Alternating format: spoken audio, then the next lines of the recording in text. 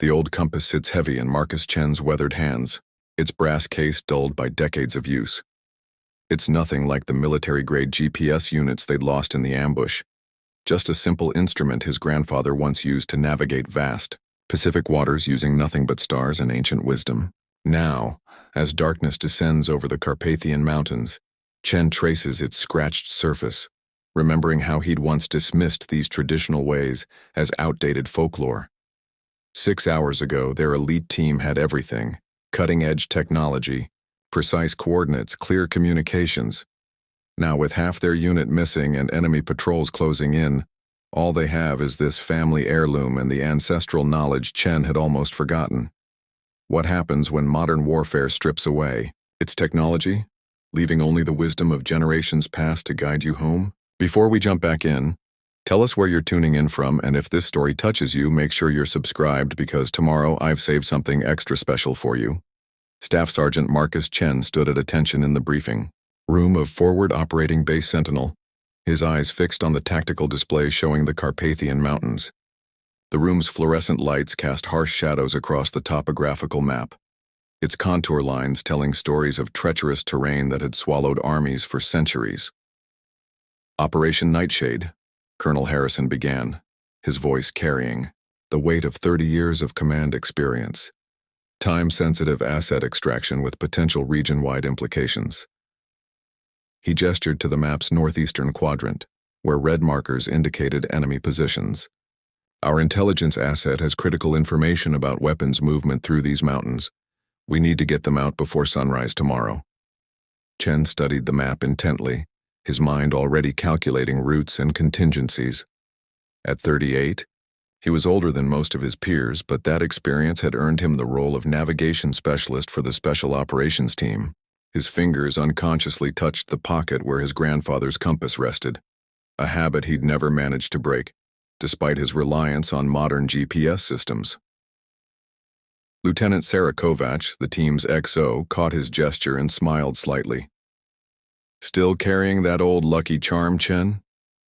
"Family tradition," he replied, though the words felt hollow.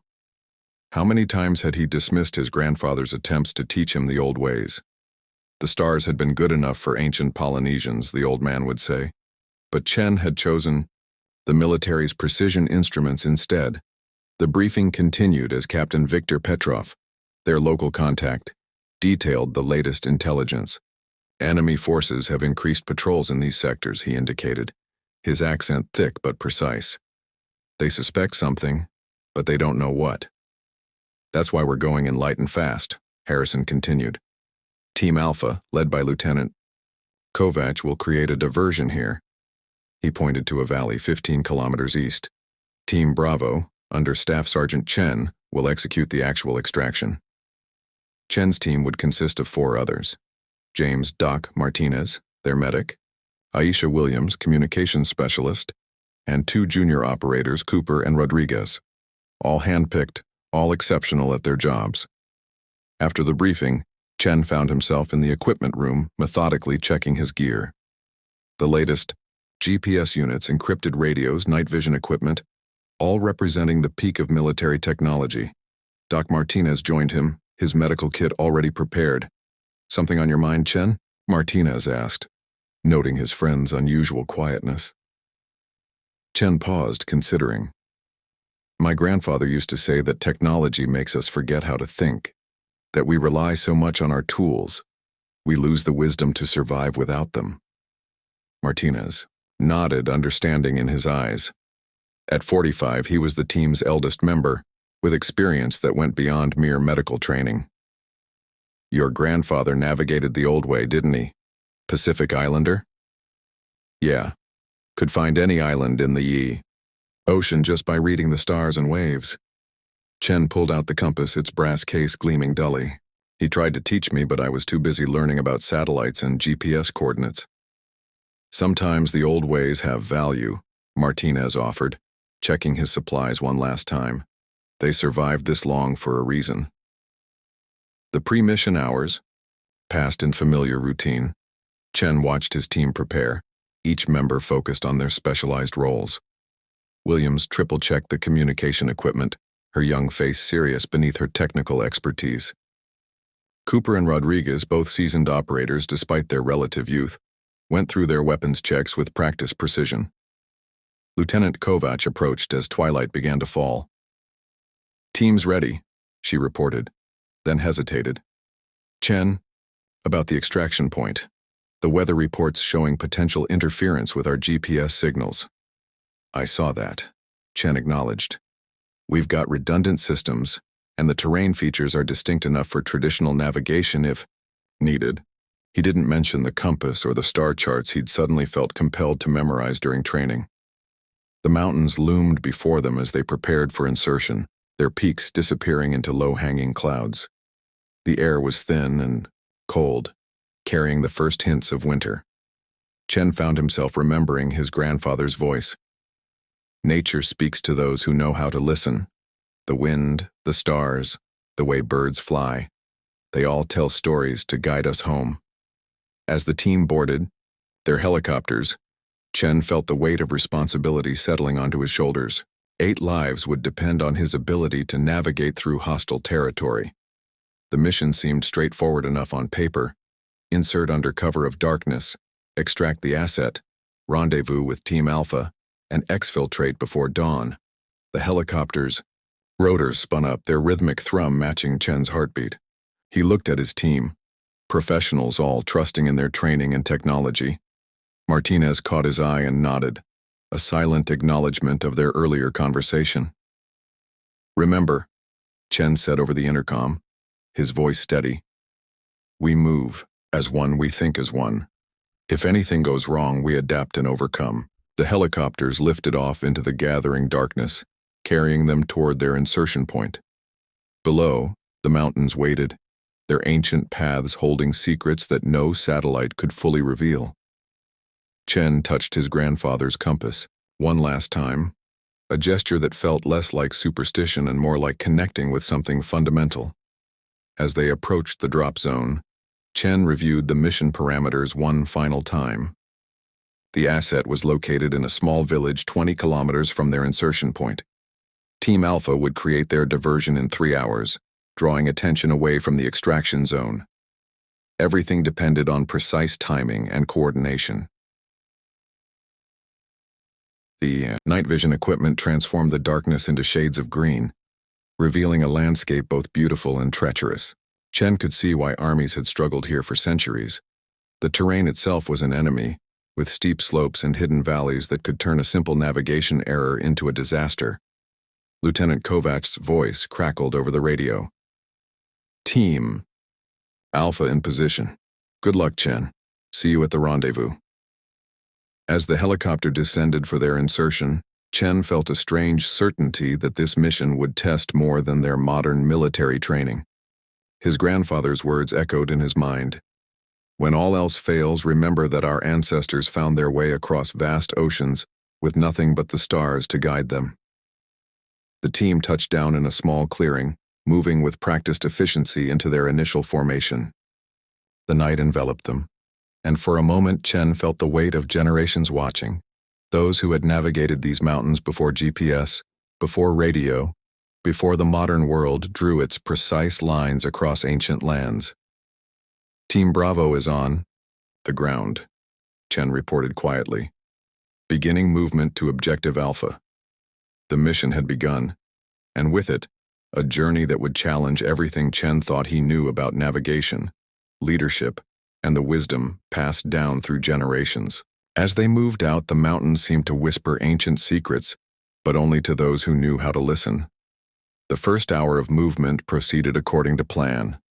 The team maintained strict noise discipline as they navigated through the dense forest, their footsteps muffled by years of fallen pine needles. Williams monitored their communications equipment, while Cooper and Rodriguez alternated point position, their weapons ready but silent.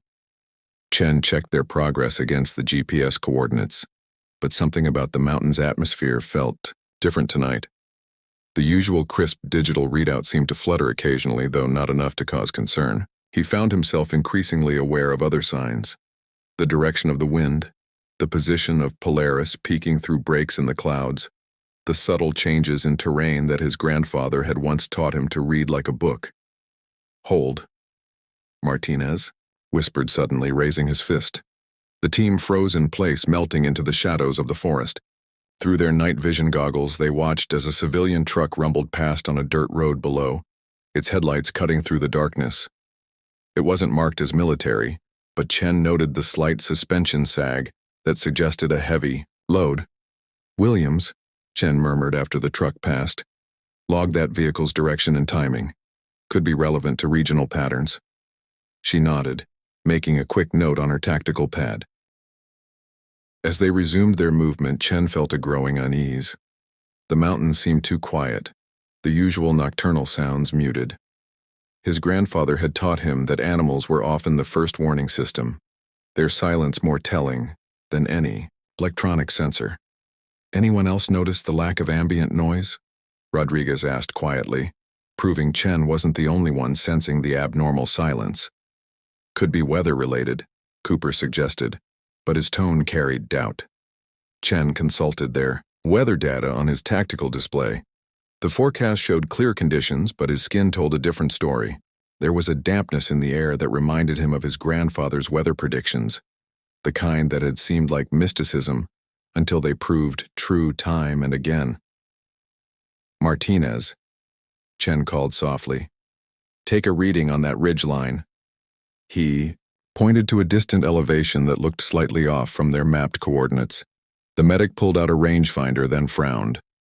"That's odd. Getting some interference, but it looks about 200 meters further than what the GPS is showing." Chen felt his pulse quicken slightly. Small discrepancies could become life-threatening errors in terrain like this. He pulled out his grandfather's compass, comparing it to their electronic readings.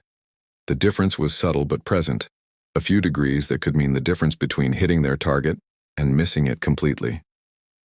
"Williams, run a diagnostic on the GPS system," he ordered, keeping his voice calm. "Could be mountain interference, but I want to be sure." As Williams worked, Chen found himself remembering more of his grandfather's lessons. The old man would spend hours teaching him about natural navigation, how to read the moss on trees, how the stars wheeled overhead in predictable patterns, how certain plants grew differently on north-facing slopes. At the time, it had seemed like quaint knowledge made obsolete by modern technology. "System check's clean," Williams reported, "but I'm seeing some periodic signal fluctuation. Nothing critical yet, but..." She trailed off, her expertise telling her something wasn't quite right. Chen made a decision. "From here on, we double-check everything. Traditional navigation against electronic. Martinez, you learned mountain warfare in the Rockies. I want your terrain reading every kilometer. Cooper, Rodriguez, alternate your night vision with natural light adaptation. Williams, keep monitoring those signal strengths." The team acknowledged their orders, understanding the subtext. Their technology was reliable but not infallible. In these mountains, a backup plan could mean the difference between success and failure, or survival and disaster. As they continued their approach to the first checkpoint, Chen felt the weight of his grandfather's compass against his chest. The old man had given it to him upon graduating from basic training, along with words that only now began to make sense. "Technology is a tool, Marcus, but wisdom is knowing when to trust something deeper." The night deepened around them, and somewhere ahead lay their objective, and unknown challenges that would test not just their modern military training, but perhaps also the ancient knowledge that Chen had once been too proud to fully embrace. The first sign that something was seriously wrong came 3 hours into their infiltration. Williams' voice crackled over their tactical comms, barely above a whisper but urgent. "Sir, we're getting some strange interference patterns. They're organized." Chen held up his fist, signaling the team to halt. They'd reached a narrow valley, between two steep ridges, exactly the kind of place his grandfather had always warned him about. "Natural bowls catch more than just water," the old man used to say. "They catch unwary travelers, too." "Talk to me, Williams," Chen subvocalized, into his throat mic. "It's like someone's probing our frequencies, not just random mountain interference." William's fingers flew over her diagnostic tablet. They're searching for something specific. Martinez moved closer, his medical kit secure against his back. Could be routine signals intelligence sweep, he offered, but his tone suggested he didn't believe it. Chen pulled out his tactical display, noting their position. According to the GPS, they were exactly where they should be, 4 kilometers from their first major waypoint. But something felt off. The starlight filtering through the breaks in the clouds didn't match the terrain on his display. Either the mountains had moved or their digital map was wrong. Cooper, Rodriguez, establish overwatch positions. Williams, kill all non-essential electronics. Martinez, with me. Chen's orders came smooth and practiced, but his mind was racing. He pulled out his grandfather's compass, holding it flat in his palm. "Sir?" Martinez questioned, watching Chen study the ancient instrument. "My grandfather used to say that mountains have their own magnetic personalities," Chen explained quietly. "Local mineral deposits, underground streams, they can all affect compass readings, but they affect them consistently." He pointed to where the compass needle wavered slightly. "That's not natural interference." A sudden burst of static cut through their comms, making everyone wince. Williams immediately began shutting down their communication systems, but Chen could see the concern on her face. "They're actively scanning now," she whispered, "and they're close." Chen felt the weight of command pressing down on him. Modern military doctrine said to maintain tactical communications at all costs. It was their lifeline, their guarantee of coordination and support. But older instincts, ones that had been drilled into him long before he joined the military, were screaming warnings. "Full communications blackout," he ordered. "Now." The team looked at him with a mixture of surprise and trust. This wasn't standard procedure, especially not this early in a mission, but they'd worked together long enough to know Chen didn't make decisions lightly. As the last of their electronics powered down, the mountain night seemed to press in around them. Without night vision, their world shrank to what they could see by starlight. Without GPS, the familiar terrain suddenly seemed alien and threatening. "Sir," Cooper's voice came in a bare whisper from his overwatch position. "Movement. Northwest. Ridge. Multiple heat signatures before I powered down thermal." Chen closed his eyes for a moment, letting his other senses expand. The wind had shifted slightly, bringing with it the faint smell of diesel fuel and cigarette smoke. His grandfather had taught him that smell traveled differently in mountains, following valleys and thermal layers that could tell you where people were even when you couldn't see them. "They're not on the northwest ridge," Chen said with quiet certainty. "That's a reflection there." The first explosion cut through the night like a hammer blow, sending cascades of rock and debris down the southeastern slope. The team instinctively scattered for cover as more detonations followed, creating a devastating pattern that split their position in half. "Contact front." Rodriguez's voice cut through the chaos. Muzzle flashes erupted from multiple positions, the enemy's night vision equipment giving them the initial advantage. Chen rolled behind a boulder, his mind racing. This wasn't a random patrol, this was an orchestrated ambush. They'd been herded here, their electronics probably tracked from the moment they entered the valley. All their technology, all their careful planning had played right into the enemy's hands. "Williams, Martinez. Fall back to position, Charlie," Chen shouted over the gunfire. "Cooper, Rodriguez. Covering fire, then follow." He reached for his tactical radio before remembering it was powered down. They were cut off, divided, and fighting blind in terrain they only knew through digital maps that might not even be accurate. The next few minutes were chaos. Chen could hear the distinctive sound of their team's weapons, but they were coming from increasingly scattered positions. The enemy fire was disciplined, professional. These weren't local militia, but highly trained operators. A massive explosion to his right sent Chen sprawling. As he regained his feet, he realized he could no longer hear Cooper or Rodriguez's weapons. The enemy fire was intensifying, focusing on the positions where Williams and Martinez should have fallen back to. Then, through the chaos, Chen heard something that made his blood run cold. The distinctive whump, whump, whump of helicopter rotors. Not their extraction birds, these were coming from the wrong direction, and the sound signature was all wrong. Enemy reinforcements were incoming. "Fall back," Chen shouted. hoping his voice would carry to any team members still in position to hear it. Fall back and scatter. He began moving on pure instinct, using the terrain in ways his grandfather had described during long nights under Hawaiian skies. Mountains are like ocean swells, the old man had said. They have channels and flows. Find them and you can move like a ghost. The sound of combat began to fade behind him as he moved through natural corridors in the terrain. His trained military mind was screaming for him to check his GPS, to call for support, to follow protocol, but those options were gone. Technology had failed them, modern tactics had been turned against them, and now their only hope lay in skills that predated all of it. After what felt like hours, but was probably only minutes, Chen found himself in a small hollow, the sounds of battle now distant echoes. His chest heaved as he caught his breath, mind racing through options. The team was scattered, their communications compromised, their carefully planned route now a potential death trap. He pulled out his grandfather's compass again, but this time he also retrieved something else from his vest pocket. A small notebook with hand-drawn star charts his grandfather had insisted he copy years ago. Electronic things can fail, the old man had said. Paper remembers. Looking up through a break in the canopy, Chen found the star patterns he needed. According to their mission brief, they were supposed to head northeast to reach their objective. But the stars told a different story. They'd been gradually herded northwest, away from their intended route.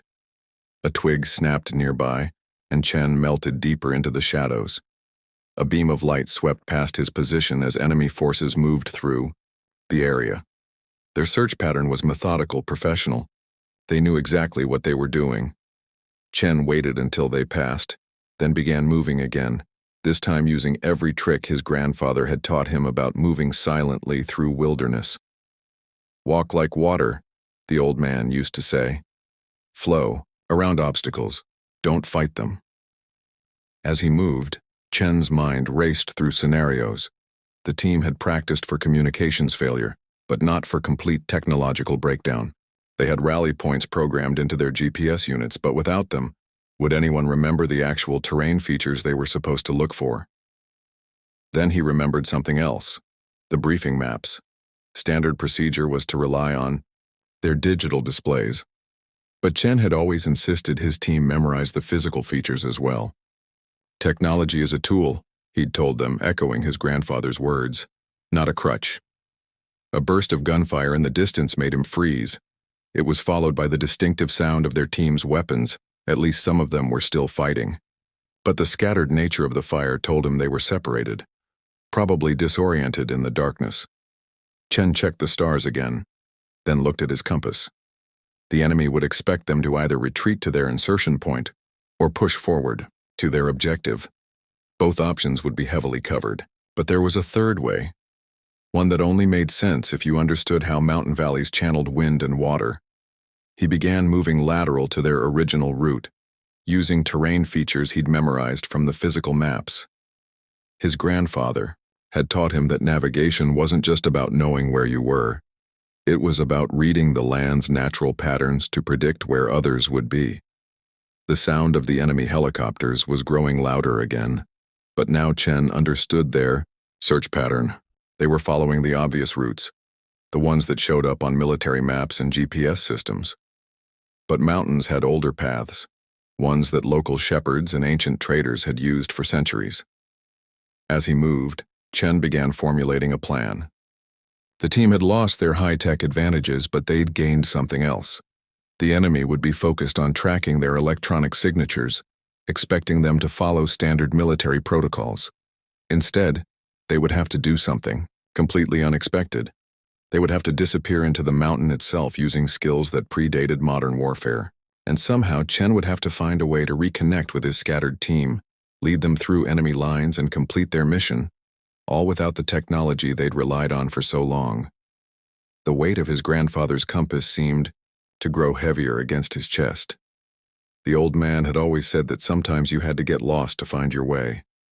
As Chen moved through the darkness, guided by stars and ancient wisdom, he finally understood what that meant. The night grew colder. As Chen worked his way through the terrain, each step calculated. His grandfather's voice seemed to whisper in his memory. The mountain speaks in many voices. The wind, the water, the way small stones fall. Listen to them all. A distant explosion illuminated the sky briefly, followed by the chattering of automatic weapons. Chen forced himself to remain focused, fighting the urge to rush toward the sound. Military training demanded he regroup with his team immediately, but ancient wisdom suggested patience. Haste in the mountains, his grandfather would say, is an invitation to the spirits of misfortune. He found a sheltered position beneath an overhanging rock and pulled out his notebook again. In addition to the star charts, he'd sketched basic terrain features during the mission briefing, an old habit that had earned good-natured teasing from his team. Now those simple drawings might be their salvation. The sound of movement caught his attention. Multiple sets of boots on loose rock, moving with military precision. Chen pressed himself deeper into the shadows, controlling his breathing as his grandfather had taught him. Breathe with the wind, the old man would say. Let your rhythm match the mountain's pulse. Through gaps in the vegetation, Chen counted at least 8 enemy operators moving in a search pattern. Their night vision equipment gave their eyes an eerie green glow, but Chen noticed something else. They were all looking at chest-mounted displays, probably tracking electronic signatures. Sir? A whispered voice nearly made Chen draw his weapon before he recognized Martinez's distinct accent. The medic materialized from the darkness like a ghost, moving exactly as they'd trained for communications-dead scenarios. Status? Chen whispered back, pulling Martinez into the sheltered position. Williams is with me, but she's injured. Sprained ankle during the initial fallback. No sign of Cooper or Rodriguez since the ambush split us up. Martinez's voice was professional, but Chen could hear the underlying concern. They took out our backup radio with their first volley. Some kind of targeted EMP burst. Williams says they were waiting for us, using our own emissions to track us. Chen nodded grimly. Where's Williams now? Hidden in a drainage cave about 100 meters back. She insisted I look for you, said something about the mission profile changing. Before Chen could respond, another explosion lit up the night sky, this one closer. The enemy operators nearby immediately began moving toward it, their movements precise and coordinated. They're pushing us toward something, Chen muttered, studying the pattern of their movement. He pulled out his compass again, comparing it to his remembered map features. The enemy's search pattern wasn't random. They were systematically closing off escape routes, but not toward their own bases as would be expected. Sir, Martinez's voice held a new note of urgency. Before our systems went down, Williams caught part of a transmission. The asset we're supposed to extract? They moved them 6 hours ago. The pieces suddenly clicked into place. This isn't just an ambush, Chen said quietly. It's a trap within a trap. They're not trying to capture us, they're herding us toward something specific. Martinez absorbed this with the calm professionalism that had made him such an excellent combat medic. Options? Chen closed his eyes, bringing up the mental map he'd created during mission prep. Standard doctrine would suggest falling back to their insertion point or pushing through to the original objective. The enemy would have planned for both. We need to think like the mountain, not like soldiers, Chen said, surprising himself with his grandfather's words coming out of his mouth. Mountains don't move in straight lines, they flow, they curve, they hide. He opened his notebook one more time, this time looking not at his notes but at the texture of the paper itself. His grandfather had taught him that sometimes the best path forward wasn't the obvious one, it was the one that no one else would think to take. Martinez, how much medical supplies do you have? The medic did a quick inventory.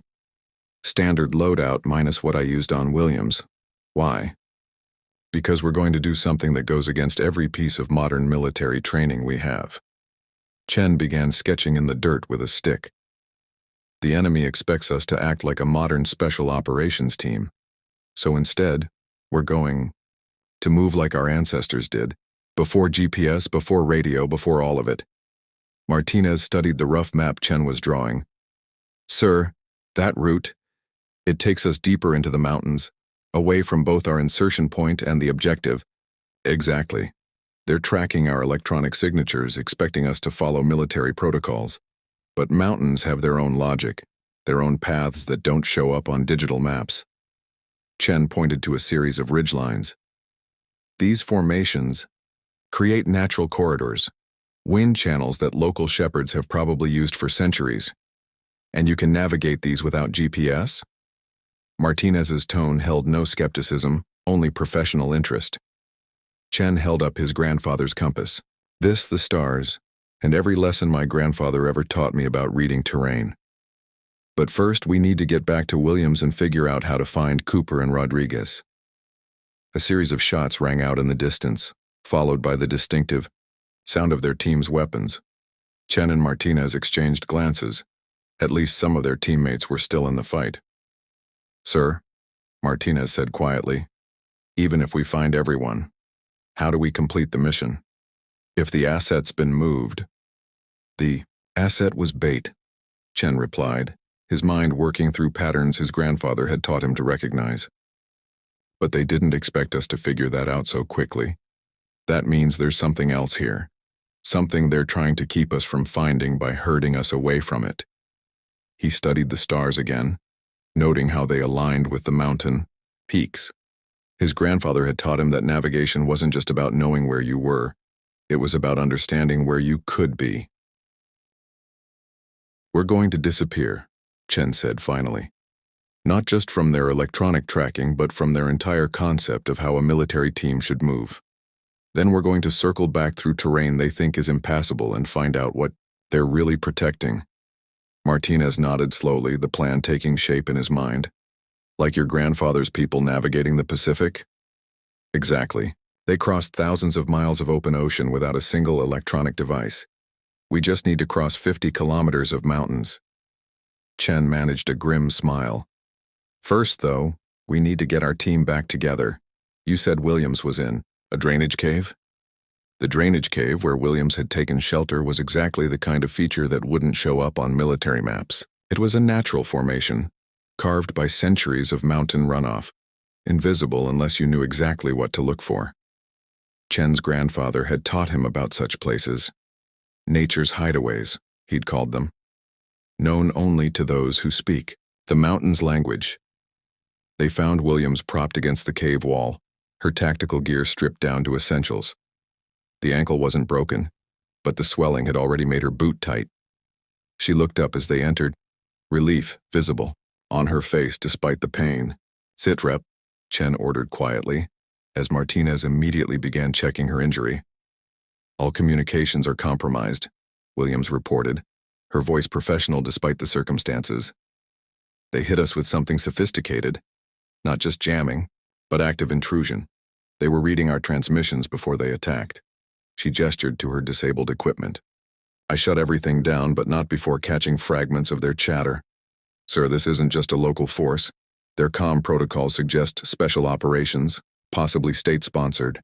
Chen absorbed this information while studying the cave's formation. Water had carved this hollow over thousands of years, following paths of least resistance through the mountain. His grandfather's words came back to him. "Water always knows the true way. It cannot be fooled by maps or plans."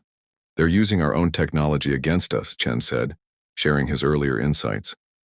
"Every piece of equipment we're carrying is compromised. They're not just tracking our positions.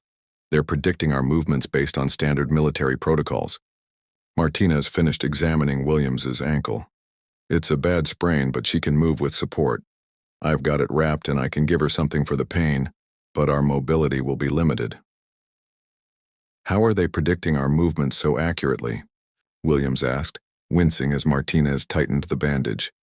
"Even with compromised comms, they shouldn't be able to..." She stopped, understanding dawning on her face. "The mission briefing. They knew we were coming." Chen nodded grimly. "The asset's movement 6 hours ago wasn't a coincidence.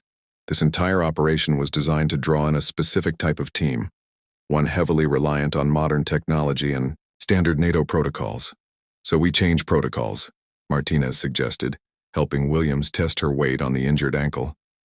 "We do more than that," Chen replied, pulling out his grandfather's compass and notebook. "We change our entire approach. From this moment on, we operate like our ancestors did, before satellites, before radio, before any of this technology they're using against us. Williams looked skeptical. Sir, with respect, how do we coordinate without comms? How do we navigate without GPS? How do we even find Cooper and Rodriguez? Chen spread his hand-drawn maps on the cave floor, using his red lens flashlight to illuminate them. The same way Pacific Islanders found tiny specks of land in vast oceans, the same way mountain people have navigated these ranges for thousands of years. We read the terrain, the stars, the wind patterns. We think like the mountain, not like modern soldiers. He pointed to specific features on his rough maps. The enemy expects us to follow military logic, to either fall back to our insertion point or push toward the original objective. Their search patterns confirm this, but mountains have their own logic, their own hidden paths. Like this cave, Martinez observed, understanding beginning to show in his eyes. Exactly. There's a whole network of these drainage features, natural, paths that local shepherds have probably used for centuries. They won't show up on military maps because they're too small, too irregular, but they're there if you know how to look. Williams was studying the maps intently now, her technical mind adapting to this new paradigm. And you can navigate these features without GPS? Chen held up his grandfather's compass. This, the stars, and everything my grandfather taught me about reading terrain. He used to say that mountains are like ocean swells frozen in time. They have their own flows, their own patterns. Once you learn to read them, you can move through them like water. That's great for navigation, Martinez said, but how do we find Cooper and Rodriguez? They could be anywhere in a 10-kilometer radius by now. Chen smiled slightly. Think about their training. What's the first thing we drill for communications failure? Find high ground, Williams answered immediately. Establish visual contact. Right. But in these mountains with enemy night vision coverage, they won't go for the obvious high points. Chen pointed to a specific feature on his map. There's a false ridge 2 kilometers east. It looks like poor tactical position from satellite imagery, but from ground level. It would give covered observation of 3 major valleys, Martinez finished, seeing the pattern. And it's exactly the kind of position Cooper would recognize from his mountain warfare training. While Rodriguez's urban combat experience would appreciate the multiple escape routes that terrain feature provides, Williams added, catching on to Chen's thinking. Chen nodded. They're there, or moving toward it. But so is the enemy, following predictable search patterns based on their electronic tracking and military protocols. He began sketching in the dirt floor of the cave, drawing wind patterns and terrain features from memory. We need to move like water, following the mountain's natural channels, avoiding the obvious paths. The enemy is looking for a modern military unit. Instead, we'll move like our ancestors did. Sir, Williams said hesitantly, even if we find Cooper and Rodriguez, what then? The original mission is compromised. We're being hunted by superior forces, and I'm slowing us down. She gestured to her injured ankle. Telling and preparing this story took us a lot of time, so if you are enjoying it, subscribe to our channel. It means a lot to us. Now back to the story. Chen looked up at the cave ceiling, remembering his grandfather's lessons about reading stone. The mission has changed, but not in the way the enemy thinks. They wanted us to focus on the asset. That's why they moved them so obviously. But what are they trying to distract us from? Martinez caught on first. The communications infrastructure, all that sophisticated electronic warfare capability. They need a base for that, something nearby, something they're protecting. Exactly. Chen pointed to specific features on his map. These mountains have been used for smuggling and secret movements for centuries. The locals know paths that never show up on any military map, and right now someone is using modern technology to hide something in this ancient terrain. So we find what they're hiding, Williams said, her technical expertise engaging with the problem. But how do we operate against that level of electronic warfare capability without our own equipment? Chen's finger traced a pattern in his dirt map. We use their strengths against them. They're relying on technology to track and predict our movements. That means they've forgotten the old ways, the patterns that people used to survive in these mountains for generations. He began outlining his plan, using the natural features of the cave to demonstrate. First, we move to the false ridge, link up with Cooper and Rodriguez, but we do it using terrain masks and natural drainage patterns, paths their electronic surveillance won't expect. Then, Martinez asked, already checking his medical supplies and planning how to help Williams move through difficult terrain. Then, we disappear. Chen's voice held the certainty of ancient knowledge combined with modern tactical experience. Not just from their electronic tracking, but from their entire concept of how a military team should move. We'll use the mountains themselves to hide us, moving through paths that their technology can't predict, because their maps don't show them. Williams was studying the rough maps with new appreciation. Like ghost stories, she said suddenly. My grandmother used to tell tales about mountain spirits that could move invisibly through solid rock. Those stories often came from real knowledge, Chen replied, remembering similar tales from his own grandfather. People who knew the hidden paths, the secret ways through seemingly impassable terrain, were going to become those ghosts. Martinez finished repacking his medical kit, adapted for their new situation. Timeline. Chen checked his compass, then looked at the stars visible through the cave's entrance. We move in 20 minutes. That gives us the deepest part of night, when even night vision has limitations. Williams, can you move? She tested her ankle again, grimacing but nodding. With help, yes. And sir, I think I know what kind of electronic warfare system they're using. If we can find their base, I can help shut it down. Good. Chen began breaking down his dirt map, erasing all traces of their planning. Remember, from now on we're not a modern military unit. We're mountain ghosts, moving like our ancestors did. No electronic signatures, no standard patterns. We flow like water, invisible in the darkness. He looked at each of them, seeing the understanding in their eyes.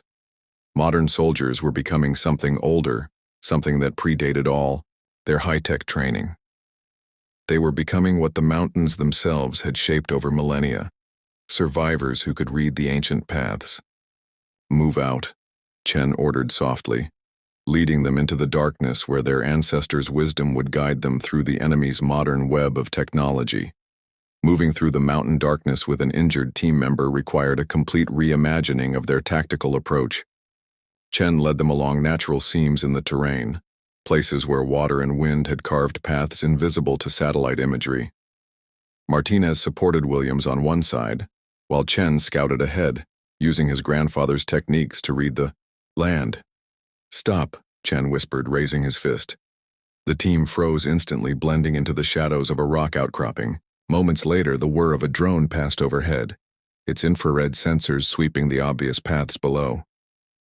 They're still thinking in 2 dimensions, Chen murmured once the drone passed. Following the paths their computers tell them we should take. Williams nodded, understanding dawning in her eyes. They're using predictive algorithms based on standard military movement patterns.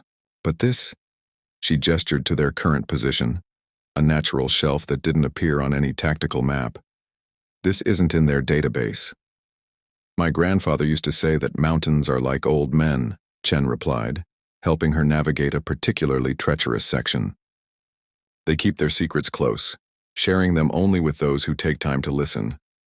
Martinez, ever practical, was already adapting their medical procedures to this new reality. He'd discarded anything that might reflect light or make noise, keeping only what could be carried silently. How far to the false ridge? He asked, checking William's ankle during a brief rest. Chen consulted the stars, then his compass. The metal needle wavered slightly, affected by the mountain's mineral deposits, but he'd learned to read these variations just as his grandfather had taught him. 2 kilometers as the drone flies, longer our way, but safer. They moved on, following what Chen's grandfather had called the mountain's own paths. These weren't the obvious valleys or ridgelines that military strategists would choose, but rather the subtle channels carved by millennia of water and wind, places where the mountain's own geometry created natural concealment. Contact, Chen whispered suddenly, pressing the team into a shallow cave. Multiple sets of boots crunched on loose rock above them, enemy patrols moving with professional precision. They're expanding their search pattern, Williams observed quietly after the patrol passed. But they're still focusing on tactical positions. They haven't figured out we've gone off their grid. Chen nodded, studying the patrol's movement pattern. They're looking for a military unit trying to escape or counterattack. Instead, we're becoming part of the mountain itself. As if to emphasize his point, a light rain began to fall, its soft patter masking their movement sounds. Chen's grandfather had taught him to read weather signs in the mountains. How certain cloud patterns meant rain was coming. How that rain could be either ally or enemy depending on how you used it. The rain works in our favor, he explained as they resumed movement. It degrades their night vision, masks our thermal signatures, and covers our tracks. The mountain is helping us, if we know how to work with it. They continued through the darkness, each step carefully chosen. Chen found himself drawing more and more on his grandfather's teachings. How to feel the slope of ground through boot soles, how to use star positions to maintain direction when the compass was affected by mineral deposits, how to read the way, wind moved through valleys to predict patrol patterns. Hold up, Martinez called softly. Williams needs a break. They found cover in a natural hollow beneath a fallen tree, another feature that wouldn't show up on military maps.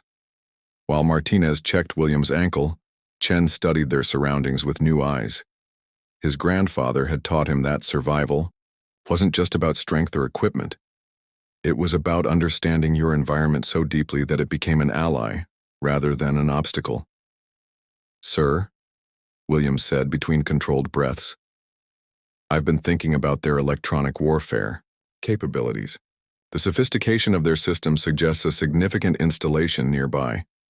But where could they hide something like that? Chen pulled out his notebook, its pages now damp with mountain mist. Think like the mountain, he said, sketching. Where would you hide something if you'd lived here for centuries, watching armies and empires come and go? Martinez looked up from treating Williams's ankle. Caves, there must be hundreds in these mountains. Thousands, Chen corrected, but most are known, mapped. They'd want something.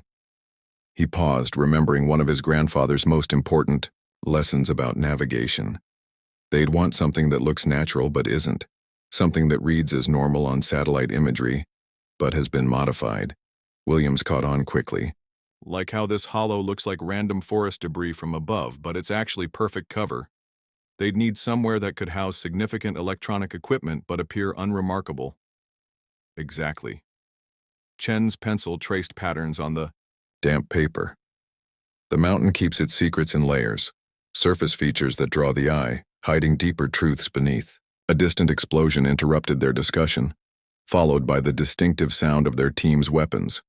Cooper and Rodriguez were still out there, still fighting. That's closer than the last contact, Martinez noted, helping Williams back to her feet. They're moving toward the false ridge, just like you predicted. Chen nodded, but his mind was already working through the patterns of sound in the mountain valleys.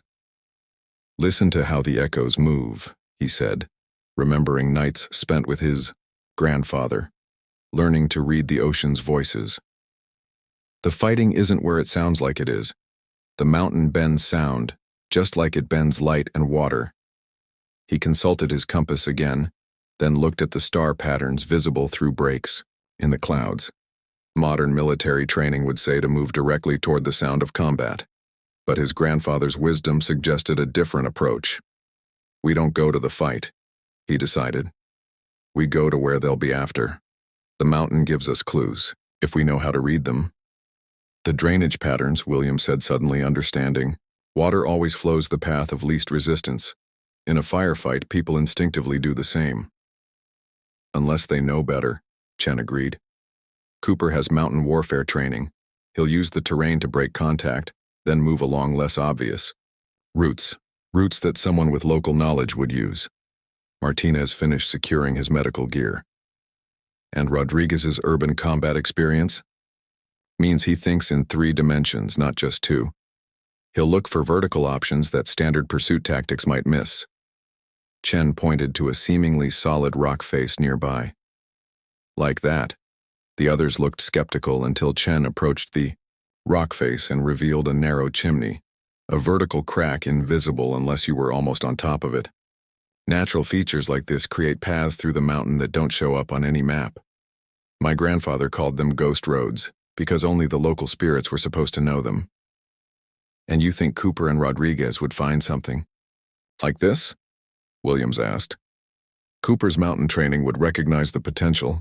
Rodriguez's urban combat experience would appreciate the tactical advantage. Chen began preparing for the climb. More importantly, their pursuers would likely miss it completely focused on their electronic tracking and standard search patterns. The climb was challenging, especially with Williams's injured ankle. But Martinez's medical expertise and Chen's knowledge of the terrain got them through. At the top, they found exactly what Chen had expected, a natural gallery that ran along the ridge, completely hidden from both ground observation and aerial surveillance. This is incredible, Williams breathed, professional appreciation in her voice. No wonder their electronic warfare is so effective. The mountain itself helps hide their equipment. They're probably using natural features like this to house their systems, which means they're vulnerable to the same kind of thinking we're using, Chen replied, already studying the way ahead. They rely on technology to protect their secrets, but the mountain has older secrets, deeper ways. A brief burst of gunfire echoed through the valleys below. Closer now. Chen held up his hand for silence, listening not just to the sounds but to how they moved through the mountain's natural acoustics. His grandfather had taught him that sound in complex terrain was like wave patterns on the ocean. It told stories if you knew how to read them. They're herding Cooper and Rodriguez, he said finally, using their own tactical responses against them. Every time our team makes the textbook move, the enemy is waiting. So how do we help them break that pattern? Martinez asked, checking their remaining supplies. Chen smiled slightly, feeling the weight of generations of wisdom supporting his modern tactical knowledge. We teach them to think like the mountain, to move in ways that no military algorithm can predict, because they're based on knowledge older than any computer system. He began outlining his plan, using the natural features around them to demonstrate. The mountain had taught them how to become ghosts. Now it was time to teach their teammates the same ancient wisdom.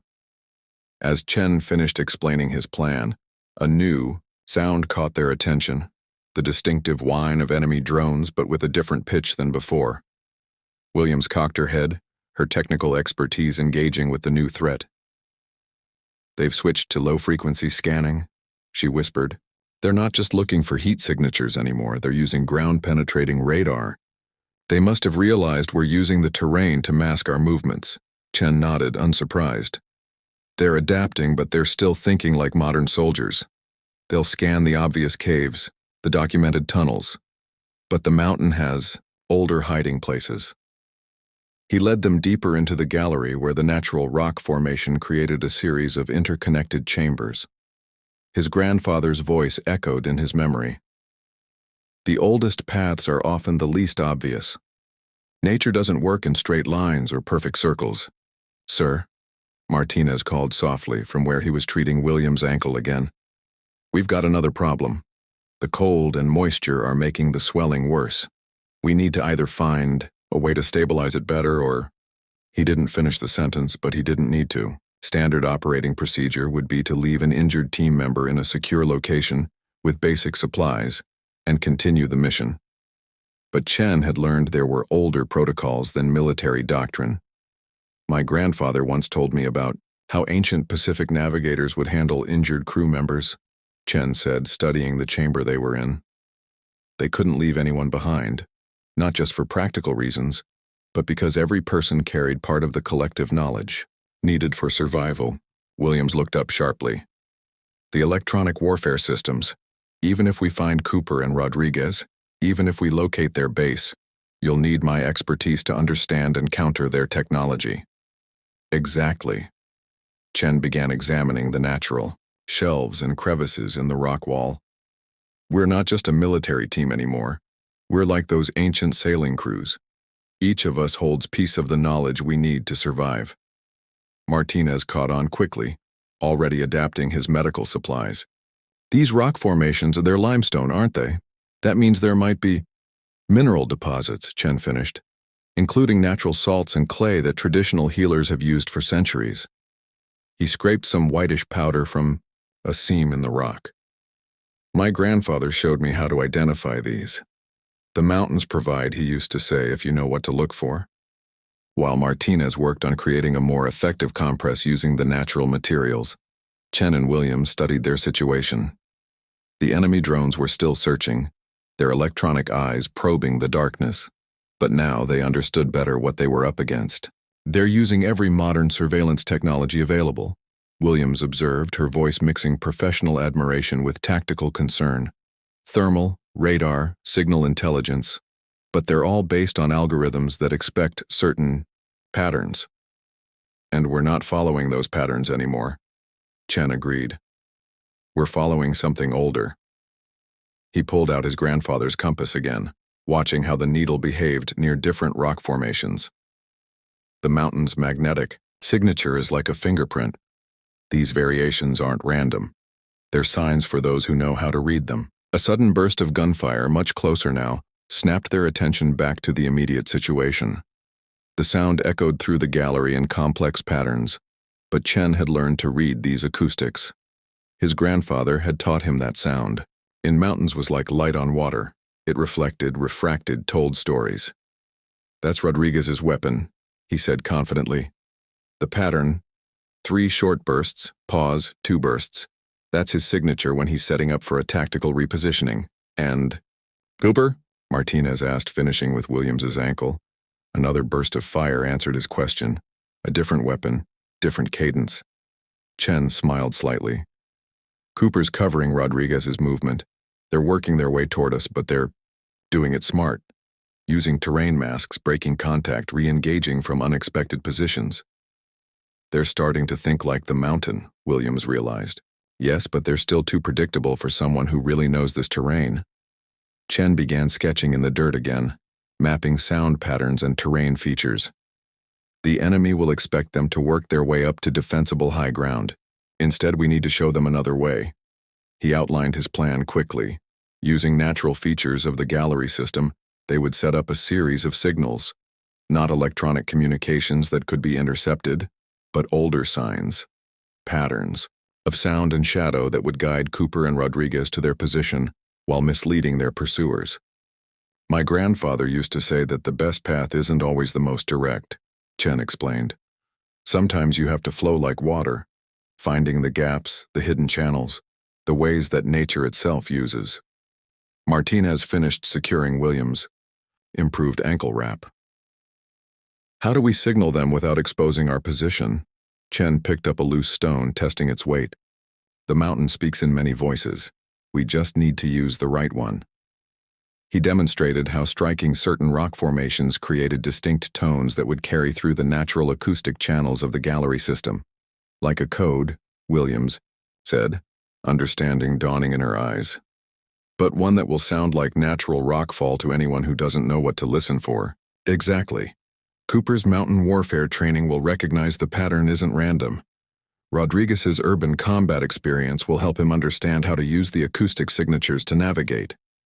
They began setting up their signal system, each tone carefully chosen to blend with the mountain's natural sounds while carrying specific meaning to trained ears. Chen found himself drawing more and more on his grandfather's teachings, how to read stone, how to understand the way sound moved through rock, how to become one with the terrain rather than fighting against it. The first response to their stone signals came within 20 minutes, 3 distinct taps that matched Cooper's recognition code. Chen smiled slightly. His teammates' mountain warfare training was serving him well. The return signal was subtle enough to seem like natural rock fall to untrained ears, but carried clear meaning to those who knew what to listen for. That's them, Chen whispered, already calculating their position based on the sound's resonance through the gallery system. But something's not right with the pattern. Williams picked up on it too. The spacing between taps, it's irregular, like they're trying to tell us something more. Chen closed his eyes, letting the acoustic patterns wash over him the way his grandfather had taught him to read ocean waves. It's not just irregular, it's deliberate. They're using Morse code, but broken up to sound like random rock falls. Martinez helped Williams shift to a better listening position. What are they saying? Chen held up his hand for silence, concentrating. The pattern repeated, and this time he caught it fully. His expression darkened. They found something that changes everything about this mission. Before he could elaborate, a new sound cut through the darkness, the distinctive whine of more advanced drones, different from the ones they'd encountered earlier. Williams's face showed immediate concern. Those are Chinese military drones, she whispered. Latest generation. What are they doing here? Chen's mind raced, connecting patterns like his grandfather had taught him to connect star positions for navigation. Cooper's message. He said they found documents. Something about Project Echo and Chinese military advisors. That explains the sophisticated electronic warfare capabilities, Williams added. But why here? Why these mountains? Another series of taps echoed through the gallery. Rodriguez this time using his urban combat experience to relay information through the mountain's natural acoustic channels. Chen translated the broken Morse code, his expression growing more serious with each message. It's bigger than we thought, he said finally. The asset we were supposed to extract? They weren't just a source, they were a Chinese military scientist trying to defect. And what they're building here? He paused, making sure he'd translated the code correctly. It's not just an electronic warfare system. It's a prototype for something they're calling Mountain Ghost, a network that can turn entire mountain ranges into surveillance and communication dead zones.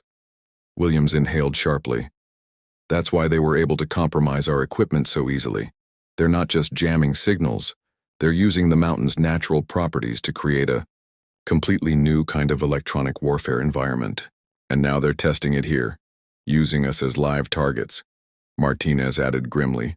Perfect conditions, a modern military team trying to operate in their test zone.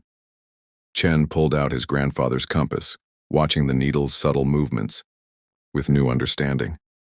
The magnetic anomalies we've been detecting, they're not all natural. They're amplifying the mountain's existing properties, turning the entire range into one giant electronic warfare system. More stone signals from Cooper and Rodriguez added crucial details. The facility they discovered wasn't just a test site, it was a prototype for a system that could be replicated across any mountain range in the world. A way to create vast areas where modern military technology simply wouldn't function. They're weaponizing the mountain itself, Chen said quietly, his grandfather's teachings taking on new significance. But they've forgotten something crucial, something that people who live in mountains have known for generations. What's that? Williams asked, wincing as she shifted her injured ankle. Mountains have their own memory, their own ways.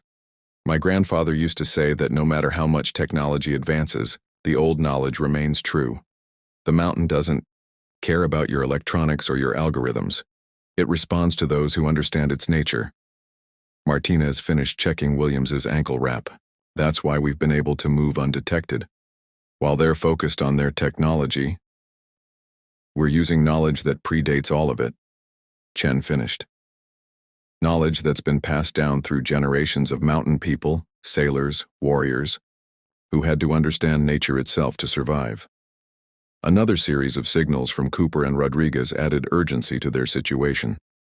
The enemy forces were adapting their search patterns, using their Mountain Ghost system to systematically eliminate possible hiding places. They're not just looking for us now, Chen translated grimly. They're using us to refine their system, learning how to track and neutralize forces trying to operate without electronic support. Williams studied the gallery's rock formations with new eyes. These natural features, they're not just hiding places anymore. They're part of their weapon system. The whole mountain is becoming one giant electronic warfare platform. Chen nodded, his grandfather's teachings merging with his military training to form a new understanding. But that's also their weakness. They're so focused on the technology, on controlling and weaponizing the mountain's properties, they've forgotten how to read the mountain itself. He began sketching in the dirt, mapping not just physical features, but the flows of energy and sound through the mountain's natural channels. His grandfather had taught him that everything in nature was connected: the wind, the water, the stone, even the subtle magnetic fields that affected his compass. "We need to change our approach," he said finally. "We're not just trying to evade and survive anymore. We need to understand what they're building and find a way to stop it, because if they perfect this system, they could create dead zones anywhere there are mountains." Williams finished. "The Himalayas, the Alps, the Andes, entire regions where modern military technology would be useless, and whoever controls the old paths through those mountains would control everything," Martinez added, understanding the full implications. More signals from Cooper and Rodriguez confirmed their worst fears. The facility they'd discovered wasn't just a research station, it was nearly operational. Within days, they would begin expanding the system's range, turning the entire mountain range into a prototype for their global ambitions. Chen felt the weight of his grandfather's compass in his hand, remembering the old man's words about responsibility and knowledge. "We have to stop them, not just for our mission but for everyone who depends on these mountains, for all the knowledge and wisdom that would be lost if mountains become nothing but weapons platforms." He began outlining a new plan, one that would require everything they'd learned about moving through the mountain's hidden paths. They would need to link up with Cooper and Rodriguez, infiltrate the facility and find a way to shut down the mountain ghost system before it could be fully activated. "But sir," Williams said, gesturing to her injured ankle, "I'm still not fully mobile, and we're up against cutting-edge Chinese military technology with nothing but basic weapons and—" She paused, looking at his compass. "Traditional knowledge." Chen smiled slightly, remembering his grandfather's favorite saying about advantages and disadvantages. "They have technology. We have something older, something they've forgotten in their rush to control these mountains. We have the wisdom of generations who learned to live with the mountain rather than trying to dominate it." He began teaching them what they would need to know: how to read the subtle signs in stone and wind, how to move through paths that no satellite could detect, how to use the mountain's own voice to mask their movements. It was knowledge passed down through countless generations, now becoming their most powerful weapon against those who thought technology alone could master these ancient peaks. The reunion with Cooper and Rodriguez happened in one of the mountain's hidden places, a natural amphitheater formed by centuries of wind and water erosion. Chen had led them there using his grandfather's techniques, reading the subtle signs in rock and shadow that most modern soldiers would miss entirely. Cooper emerged first from a seemingly solid rock face, moving with the careful precision of his mountain warfare training. Rodriguez followed, his urban combat experience evident in the way he maintained multiple angles of coverage even in the natural enclosure. "Sit rep," Chen ordered quietly, noting how both men had adapted their equipment and movement patterns to work with the terrain rather than against it. "Sir," Cooper began, his voice barely above a whisper, "the facility is bigger than anything we've seen before. They've taken natural cave systems and expanded them, using the mountain structure to hide their power signatures." Rodriguez nodded, adding, "Multiple levels, sir, like an underground city. But they've done it smart. Each section looks natural from the outside.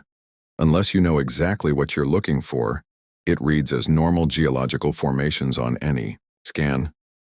"Show me," Chen said, clearing a space on the rock floor. Cooper began sketching, his movements precise despite the darkness. "Main facility is here," he indicated, drawing a rough outline. "They're using a natural fault line to mask their power emissions. Secondary systems are spread throughout these adjacent caverns, all connected by passages that follow the mountain's existing structure." Williams studied the sketch intently, her technical expertise finding new meaning in the layout. "They're not just hiding in the mountain," she realized. "They're using it as part of their system. The mineral deposits, the natural electromagnetic fields, they're amplifying everything that makes mountains difficult for electronics. And weaponizing it," Martinez added, seeing the implications. "Taking everything that makes mountain warfare challenging and turning it into a controlled weapon." Chen watched as Cooper added more details to the sketch, his grandfather's teachings helping him read between the lines of the tactical information. "The mountain is fighting back," he said quietly, drawing everyone's attention. "Sir?" Cooper looked up from his drawing. "Look at your sketch again. Every major system they've installed, every power center, They're all fighting against the mountain's natural flows. They're forcing their technology into spaces that want to follow different patterns. Rodriguez caught on first, his urban combat experience helping him see the structural implications. That's why they're burning through so much power. They're not just running their systems, they're constantly fighting against the mountain itself. Exactly. Chen pulled out his grandfather's compass, watching how the needle behaved as he moved it over different parts of Cooper's sketch. The mountain has its own energies, its own flows. My grandfather used to say that you can work with these forces or against them, but fighting them always costs more in the end. Williams shifted closer, wincing slightly from her injured ankle. Their whole system depends on controlling and redirecting the mountain's natural electromagnetic fields. But what if? What if we could help the mountain fight back? Chen finished, a plan beginning to form in his mind. Not by attacking their technology directly, but by understanding how the mountain wants to flow and using that knowledge. The team gathered closer as Chen began explaining his plan, using Cooper's sketch and his own knowledge of mountain dynamics to outline their approach. It would require everything they'd learned, both their modern military training and the ancient wisdom that had kept them alive so far. Their perimeter security is layered, Cooper reported, adding defensive positions to his sketch. Automated systems, regular patrols, drone coverage, but they're all based on modern military doctrine. They're watching the approaches that make sense to soldiers. But not the ones that make sense to the mountain, Chen noted. He began marking specific points on the sketch. These look like solid rock faces on their scans, but they're actually natural chimneys, ghost roads that local people have probably used for centuries. Rodriguez studied the marked positions with his urban tactician's eye. Like the vertical spaces we used in city fighting, everyone focuses on ground level while we moved through maintenance shafts and elevator wells. The mountain has its own vertical spaces, Chen confirmed. My grandfather taught me how to read them. Changes in airflow, subtle marks in the rock, the way water moves through stone. They're invisible unless you know exactly what to look for. Williams had been quiet, her technical mind working through the implications. Their electronic warfare system, it's not just affecting our equipment, it's changing the mountain's natural electromagnetic field. That's why your compass readings have been so variable. Chen nodded, remembering his grandfather's lessons about reading natural signs. They're forcing the mountain's energy to flow in unnatural patterns. But energy always seeks balance. If we can understand how the mountain wants to flow, we can use that knowledge to find weak points in their system, Williams finished, excitement mixing with professional appreciation. Not by fighting their technology directly, but by working with the mountain's natural tendencies. Martinez, ever practical, was already adapting their medical supplies for the coming infiltration. How do we get close enough? Even with the mountain's hidden paths, they have to have some kind of detection system. They do, Cooper confirmed. But it's all based on modern technology. Thermal imaging, motion sensors, electronic tripwires. Nothing that would detect someone moving the way mountain people have moved for generations. Chen began outlining specific roles for each team member, drawing on their unique skills while incorporating the natural wisdom they'd learned. Cooper's mountain warfare experience would help them navigate the vertical approaches. Rodriguez's urban combat training would prove invaluable in the confined spaces of the facility's artificial caverns. Williams, he turned to their communications expert, even with your injury, you're key to this. Once we're inside, we need you to understand their system well enough to help us turn it against itself. She nodded grimly. If we can access their control center, I might be able to do more than just shut it down. We could potentially reverse their entire field effect, make the mountain's natural electromagnetic patterns work against their technology, instead of for it. That's why they'll have their heaviest security around the control center, Rodriguez pointed out. They'll expect an attack from someone trying to disable their system. But they won't expect us to come through the mountain itself, Chen said, his grandfather's teachings merging with tactical necessity. They've forgotten that mountains are living things, with their own paths and patterns. They see rock as an obstacle or a resource. We need to see it as an ally. He began teaching them specific techniques: how to move through narrow chimneys without dislodging rocks, how to read air currents to avoid sensor fields, how to use the mountain's natural acoustics to mask their movements. It was knowledge that went beyond military training, drawing on centuries of human experience in mountain environments. My grandfather used to say that mountains remember, Chen told them as they prepared. They remember the old ways, the paths that people have used since before recorded history. Modern technology can map every inch of a mountain, but it can't understand its heart. The team spent the next hour practicing these techniques, learning to move like mountain shadows rather than soldiers. Cooper and Rodriguez adapted quickly, their specialized training helping them grasp the underlying principles. Even Williams, despite her injury, found ways to apply her technical understanding to these ancient methods. "Sir," Martinez said as they made final preparations, "what if we're wrong? What if all this traditional knowledge isn't enough against their modern security?" Chen checked his grandfather's compass one last time, reading not just its direction, but the subtle variations that told stories about the mountain's hidden forces. "We're not trying to fight their technology directly," he explained. "We're going to remind the mountain of its own nature. All we have to do is work with forces that have been here long before any of this technology existed." He looked at each member of his team, seeing in their eyes the unique combination of modern training and ancient wisdom that might be their only chance of success.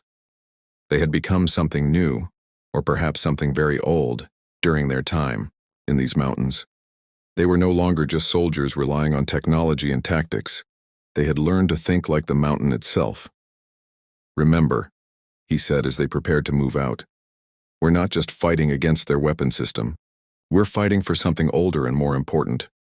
Mountains have always been places of power and wisdom.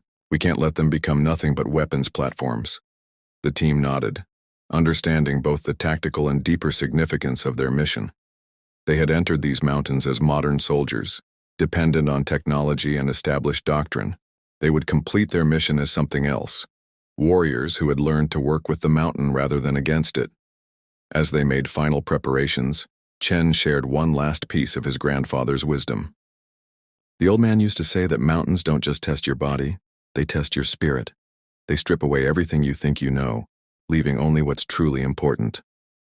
Williams looked up from where she was studying Cooper's facility sketch. "Like how losing our technology forced us to learn these older methods?" "Exactly." Chen traced a path on the rough map. "The enemy thinks they've weakened us by taking away our modern tools. Instead, they've forced us to remember something more powerful, knowledge that survived for thousands of years." Rodriguez had been quiet, his urban combat experience helping him analyze the facility's layout from a different perspective. "These natural chimneys you mentioned, sir, they're like the service corridors we used in city fighting. Everyone focuses on the main routes while the real access points hide in plain sight. The mountain people have always known about these paths," Chen confirmed. "My grandfather said every mountain has its secret ways, channels that look like solid rock to outsiders, but are actually ancient highways for those who know how to read them." Cooper added more details to his sketch, marking potential entry points. "Their sensor coverage is heaviest here and here," he indicated. "But if what you're saying is true, sir, these vertical spaces between their security zones are exactly where the mountain wants to flow," Chen finished. "They've built their facility fighting against the natural structure. Every security system, every power conduit, they're all trying to impose artificial order on organic patterns." Martinez finished redistributing their medical supplies, adapting their equipment for vertical movement through tight spaces. "How do we handle emergency extraction if something goes wrong? We can't exactly call for helicopter support." Chen's answer reflected both military pragmatism and ancient wisdom. "We do what mountain people have always done. We read the terrain and trust the paths that have worked for generations. Every one of these hidden routes has multiple branches. The mountain always provides alternatives if you know how to look for them." Williams had been working on understanding the facility's power distribution based on Cooper's intelligence. Their whole system depends on maintaining precise control over the mountain's electromagnetic field. But if we could disrupt that control at key points, The mountain would naturally try to return to its original patterns. Chen nodded. Like water finding its own level. We don't have to destroy their technology. We just have to help the mountain remember its true nature. The team spent the next 30 minutes memorizing their routes and synchronizing their movements. They couldn't risk any electronic coordination during the infiltration, so they practiced traditional signal methods, stone taps, owl calls, subtle marks that would look like natural features to anyone who didn't know better. Remember, Chen instructed as they made final checks, we move like water through stone. No forced paths, no fighting the mountain's natural flow. Everything we've learned about reading terrain and following ancient ways, that's our real advantage. Cooper secured his weapon, adapted for silent operation. Rules of engagement, sir? We're still soldiers, Chen replied. But we're also something older now. Engage only when necessary, and always in ways that work with the mountain rather than against it. Let the terrain itself be our primary weapon. Rodriguez checked his modified gear one last time. Like urban combat in 3 dimensions, but with the building itself as an ally instead of just terrain. Exactly. The mountain will help us if we respect its nature. Chen looked at each team member, seeing how they'd adapted and grown during their time in these peaks. They think technology makes them masters of this environment. We're going to remind them that mountains have their own power, one that can't be controlled, only understood. Williams tested her injured ankle, now wrapped with both modern medical supplies and traditional mountain herbs that Martinez had found.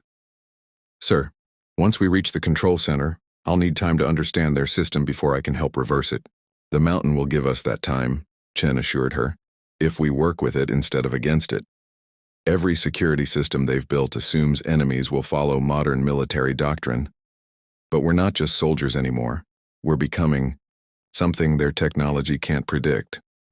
As the team made their final preparations, Chen felt the weight of his grandfather's compass against his chest. The old man had tried to teach him these lessons years ago, but he hadn't been ready to listen. Now stripped of modern technology and forced to rely on ancient wisdom, he finally understood. The mountain wasn't just terrain to be conquered or controlled. It was a living entity with its own patterns and powers. Their mission wasn't just about stopping an enemy weapon system. It was about preserving something older and more important, the knowledge of generations who had learned to live with mountains rather than trying to dominate them. Move out, Chen ordered softly, leading his team toward the first of their hidden approaches. They moved like shadows through the darkness, each step placed with both tactical precision and natural grace. They had become something unique. Modern warriors guided by ancient wisdom, moving through paths that no satellite could detect and no algorithm could predict. The mountain night embraced them as they began their final approach, its darkness, becoming an ally rather than an obstacle. Somewhere ahead lay their objective, protected by the most sophisticated military technology available. But they carried something more powerful, knowledge that had survived countless generations, passed down by those who understood that mountains must be approached with respect rather than conquered by force. The ascent through the mountain's hidden chimney was like climbing through time itself. Chen led the way, reading the rock face with hands that seemed to remember ancestral knowledge. Every handhold, every subtle shift in the stone's texture told a story, stories his grandfather had taught him to read like ancient text. Behind him, the team moved with remarkable adaptation to this primitive form of warfare. Cooper and Rodriguez alternated positions, their modern combat training merging seamlessly with these older methods. Martinez helped Williams manage the vertical climb, despite her injury, using techniques Chen had shown them for moving through tight spaces with minimal strain. Hold, Chen whispered, feeling a change in the air current. The team froze instantly, becoming part of the rock face. Moments later, a drone passed overhead, its sensors sweeping the obvious approaches but missing the natural crevice that hid them. Their increasing patrol frequency, Cooper observed quietly once the drone passed. They know we're close. Chen nodded, reading more than just tactical information in the enemy's patterns. They're nervous. Their instruments are telling them we should have been detected by now. They don't understand how we're moving through their security grid. The team continued their ascent, using the mountain's natural features to mask their approach. Williams, despite her injury, kept her technical focus on their objective. "The electromagnetic interference is getting stronger," she reported in a bare whisper. "We must be getting close to one of their main emitters." Chen pressed, his hand flat against the rock wall, feeling the subtle vibrations his grandfather had taught him to recognize. "The mountains fighting their system," he said. "All this technology, they're forcing energy to flow in unnatural patterns. Can you feel it?" The others paused, placing their own hands on the rock. After days of moving through these peaks, they'd developed a sensitivity to the mountain's rhythms that went beyond their military training. "It's like a pulse," Rodriguez said, his urban combat experience helping him understand irregular patterns, but wrong somehow, like the mountain's heart is beating out of rhythm. "Exactly." Chen consulted his grandfather's compass, watching how the needle swayed erratically. "They're using the mountain's natural electromagnetic field, but they're twisting it, forcing it to work against its own nature." They reached a natural ledge that offered a brief rest point and a view of their objective. The facility's entrance was disguised as a natural cave opening, but Chen's trained eye could spot the artificial elements, subtle changes in the rock pattern, minute differences in shadow and texture that betrayed human manipulation. 3 guard positions, Cooper reported, using hand signals. Standard overlapping fields of fire, but they're all focused on traditional approach vectors. "Because that's what their tactical doctrine tells them to expect," Chen replied. "But the mountain offers other ways."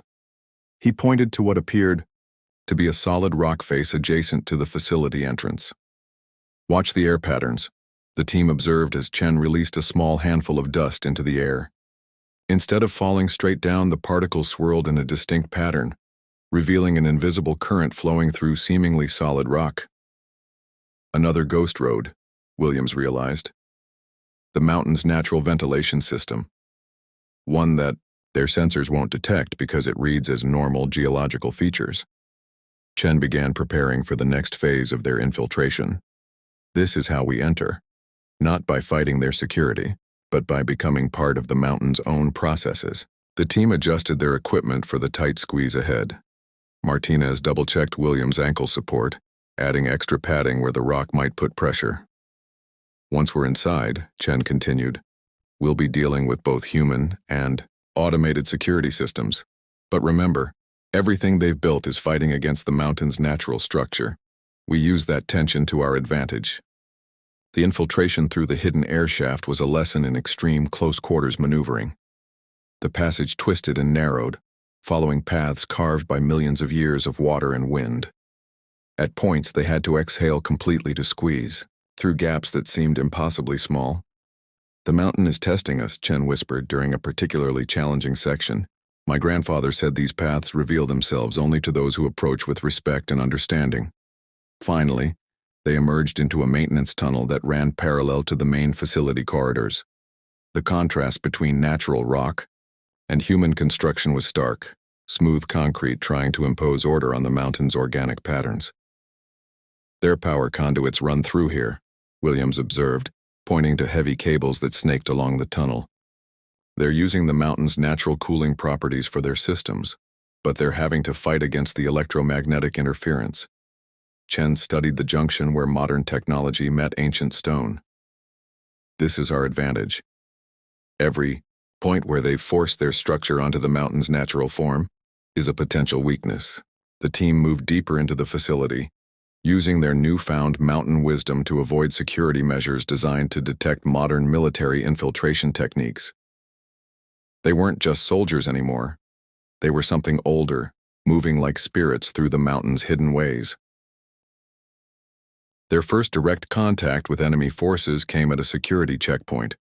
2 guards, professionally alert but focused on their modern detection equipment, never saw the team coming through maintenance access that their sensors showed as solid rock. "No killing unless absolutely necessary," Chen had ordered.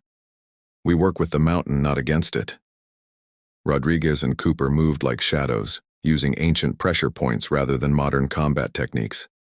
The guards were unconscious before they could raise an alarm. their bodies carefully hidden in natural alcoves that the facility's builders had tried to concrete over. "Control center should be 2 levels down," Williams whispered, oriented by the power cable configurations.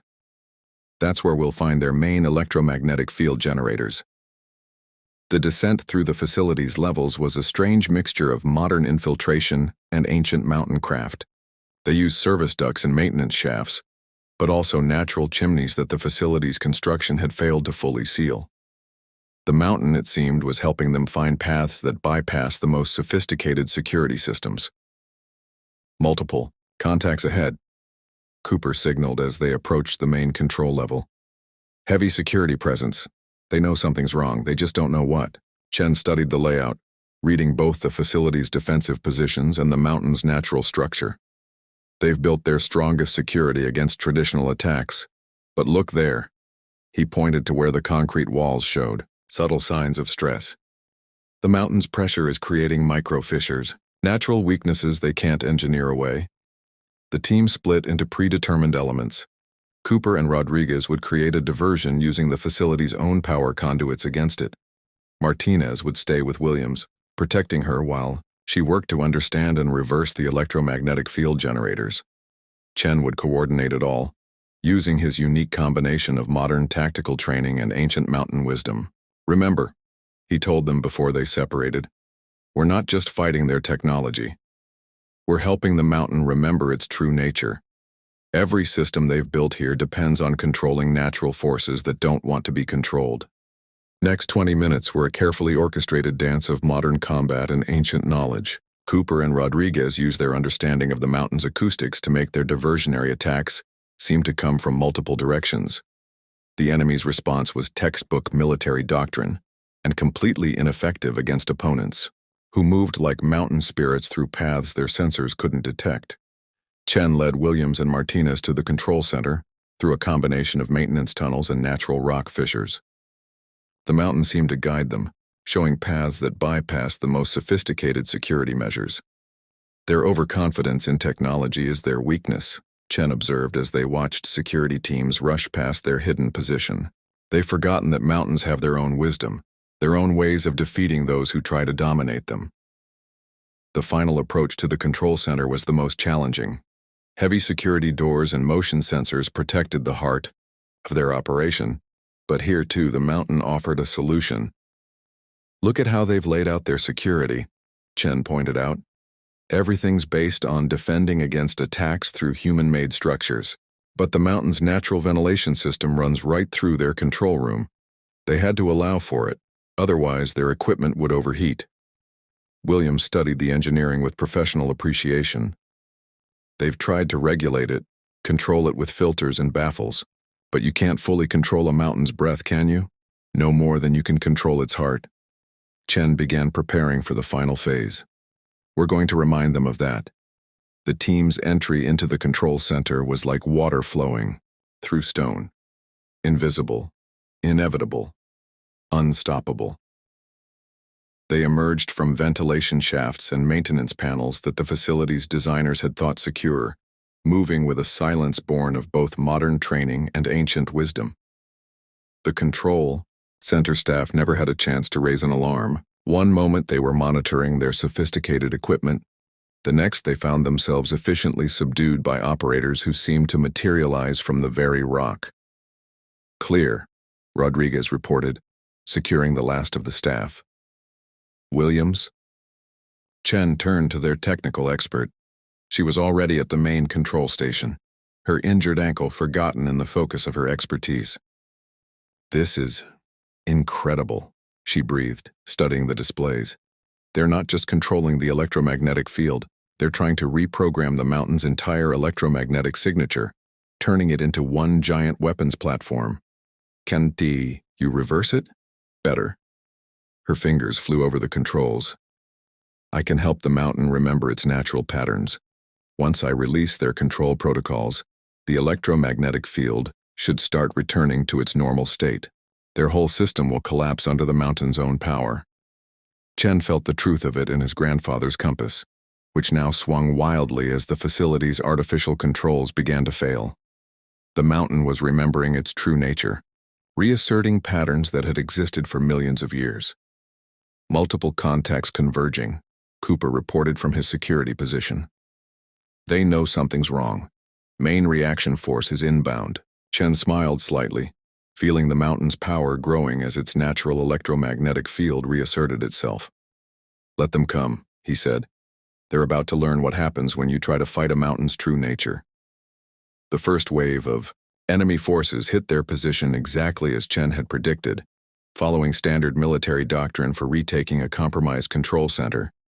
But they were fighting against more than just Chen's team now. As Williams released the mountain's natural electromagnetic patterns, their sophisticated weapons and communication systems began to fail.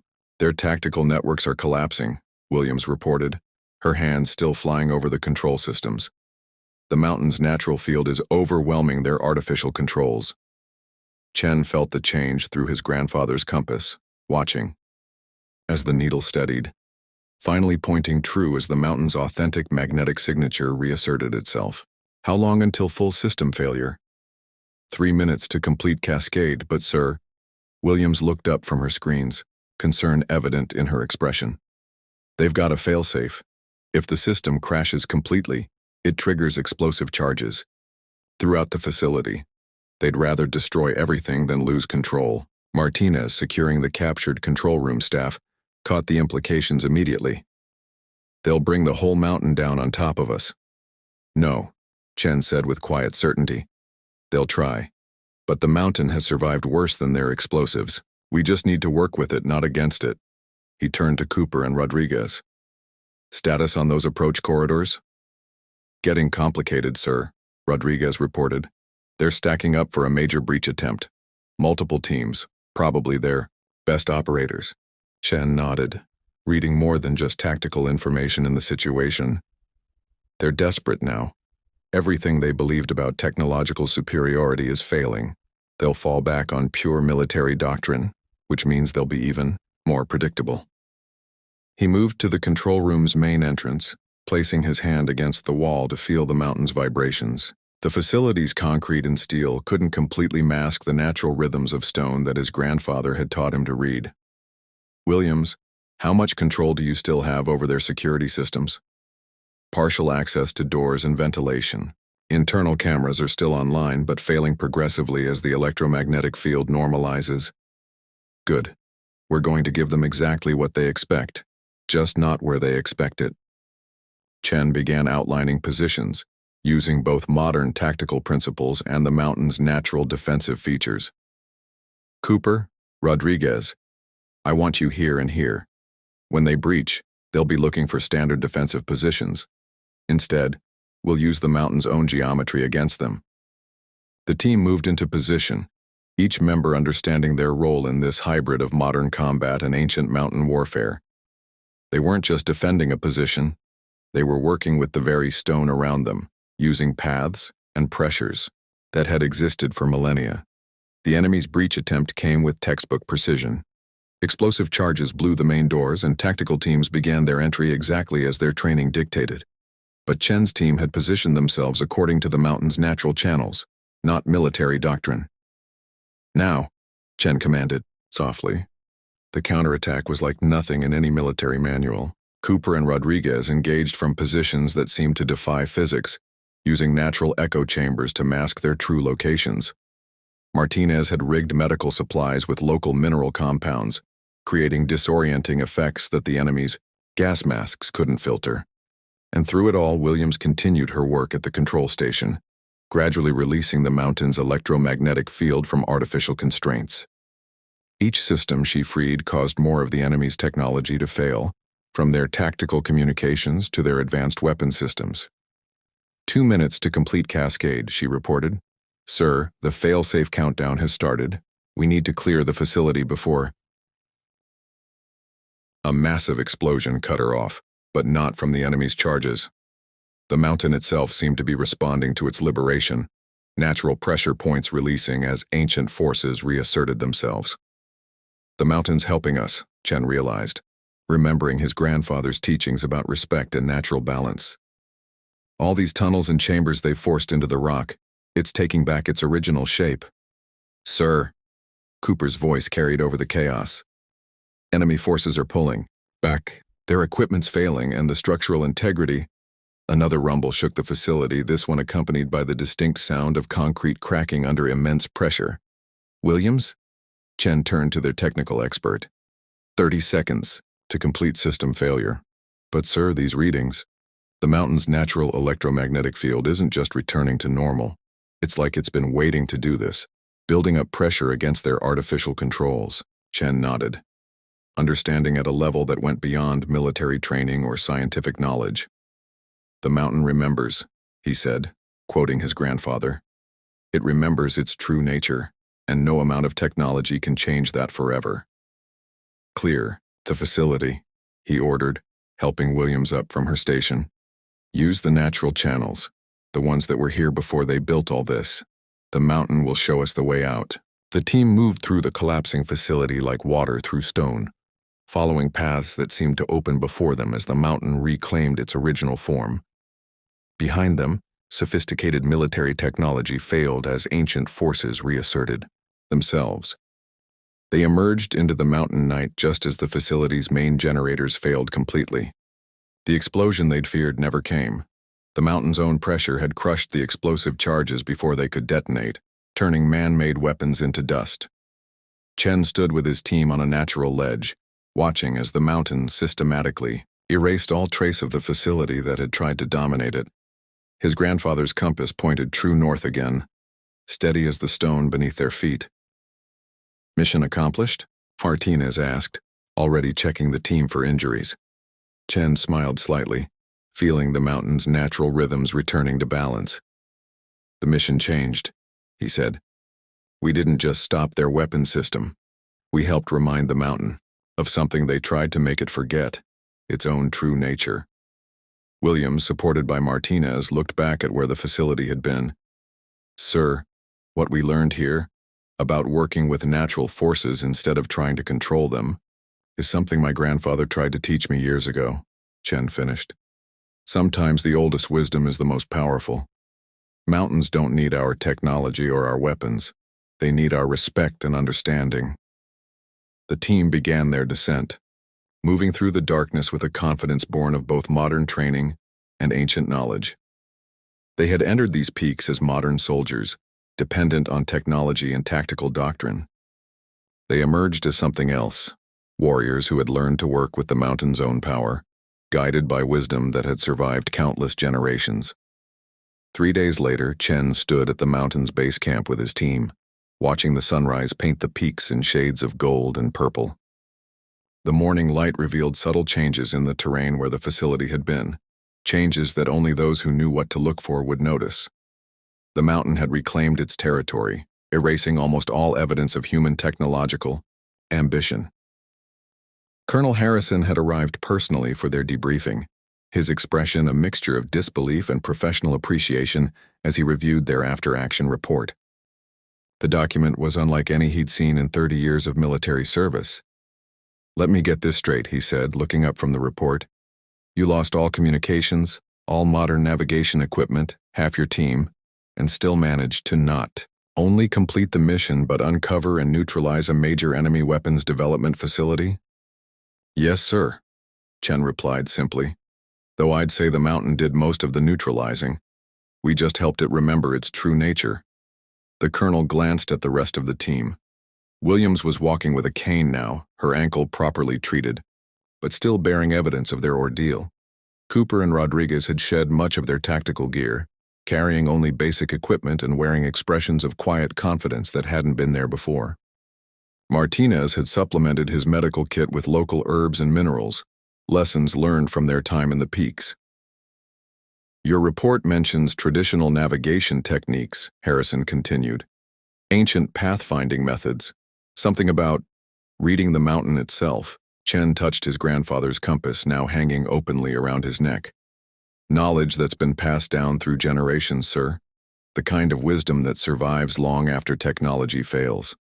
And this mountain ghost system they were developing? Williams stepped forward, her technical expertise merging with their new understanding.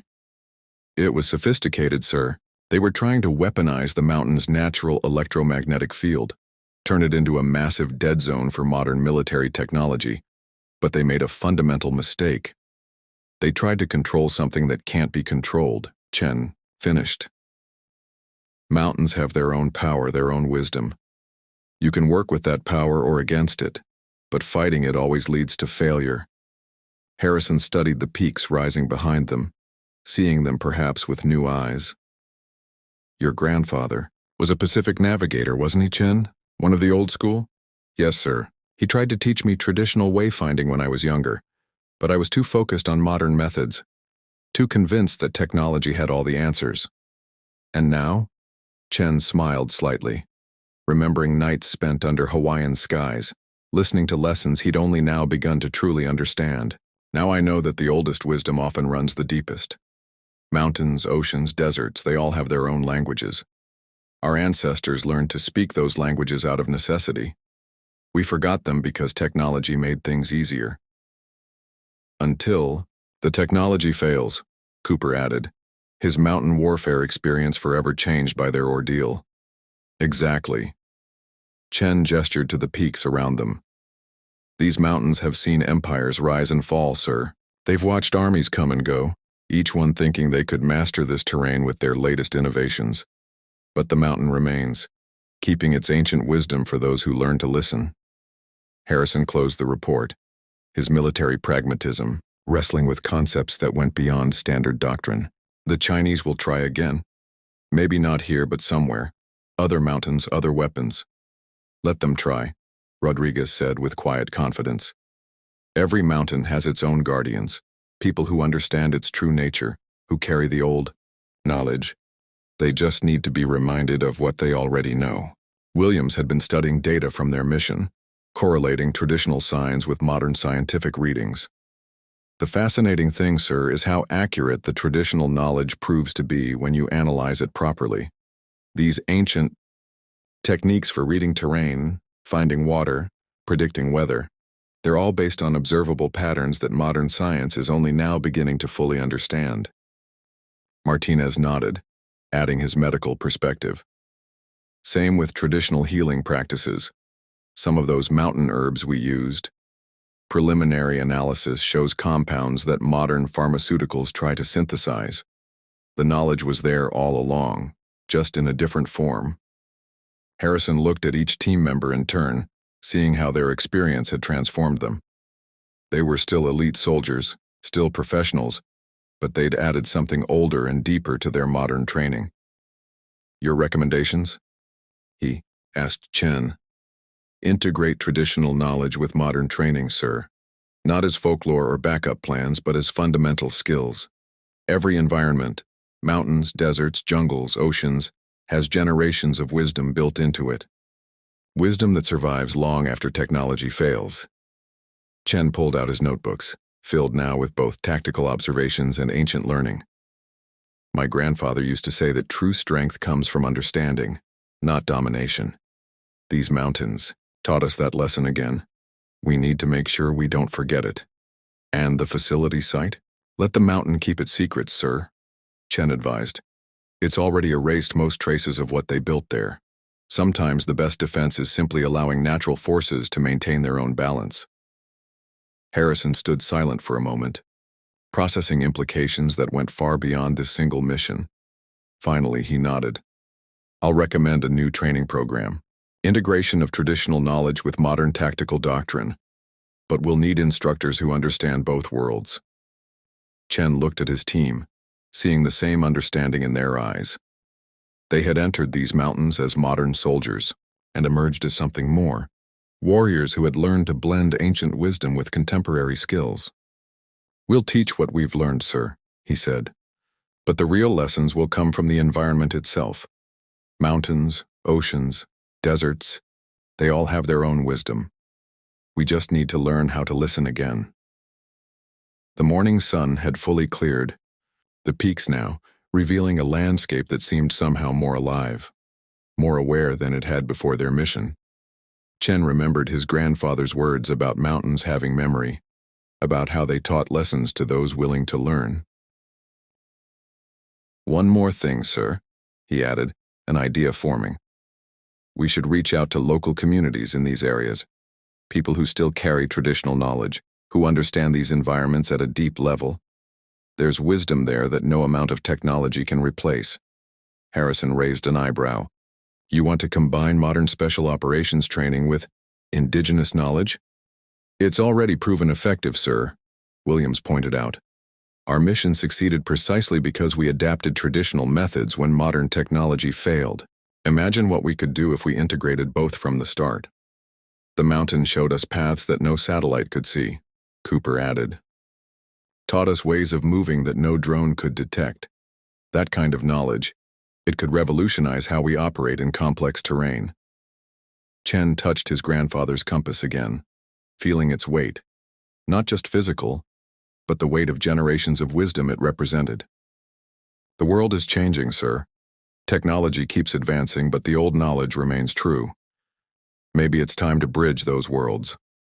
Harrison looked out at the mountains one last time, then made his decision. Write up a formal proposal, Chen. Training protocols, integration methods, everything you've learned. But keep it practical. I need to sell this up the chain of command. Understanding is always practical, sir, Chen replied, quoting his grandfather again. The mountains taught us that. Sometimes the oldest ways are the most effective, especially when modern methods fail. The team began their descent from the base camp, each member carrying more than just their equipment. They had learned lessons that went beyond military doctrine, beyond technology, beyond the modern world's assumptions about progress and power. They had learned to read the mountain's language, to move with its rhythms rather than against them. They had discovered that true strength often lies not in domination but in understanding, not in fighting natural forces, but in working with them. As they reached the valley floor, Chen paused for one last look at the peaks behind them.